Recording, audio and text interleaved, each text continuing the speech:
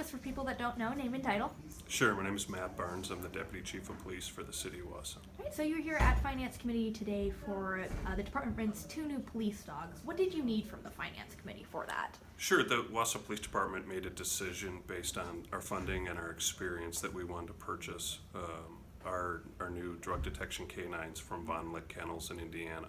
And when a city organization does that, we need what's called sole source permission from either the council or the finance director. And in this case, that's what we were here asking tonight for, was permission to purchase 2 new dogs from Von Lick Kennels. And then do you need to use any funds from the city, or does that come out of the department's fund? So the department has a canine fund that we do some fundraising for. There's also budgeted money from the city that goes into that. And we're very fortunate in this community because a benefactor has made a donation to the Community Foundation, which provides assistance to local law enforcement in Marathon County for the purchase of the canine.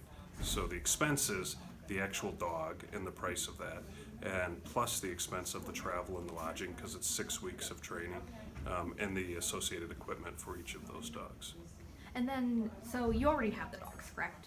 Correct. The dogs are currently in Indiana at Von Lick Kennels training with our handlers, our officers that are going to have them. And what kind of training are they going through right now? Well, ultimately they're working to, I think the dogs are training the officers a little bit, but the officers are creating a relationship with that dog, teaching them drug detection, tracking, and then officer protection, and the ability for the dogs to be utilized when necessary in bite work.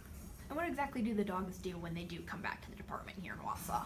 Sure. Well, the dogs have 2 lives. They have their working life and their at-home life, just like our officers do. So at home, those dogs are a member of the handler's family. And when they come to work, they ride everywhere in the car with the officer. They're utilized at traffic stops and at search warrants to detect the odor of illegal drugs.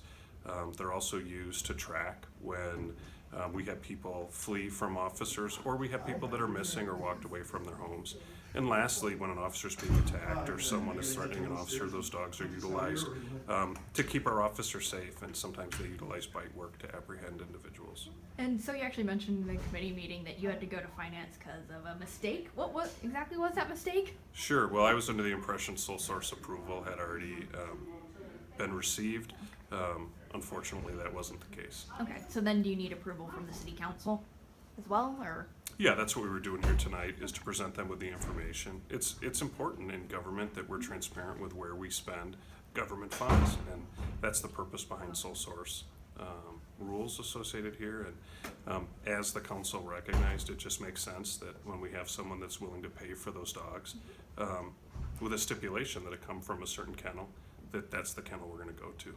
And then when will the dogs be back and in service? I don't know the answer to that. My hope is within a couple weeks they'll be back, and then they'll be members of our department just like our officers.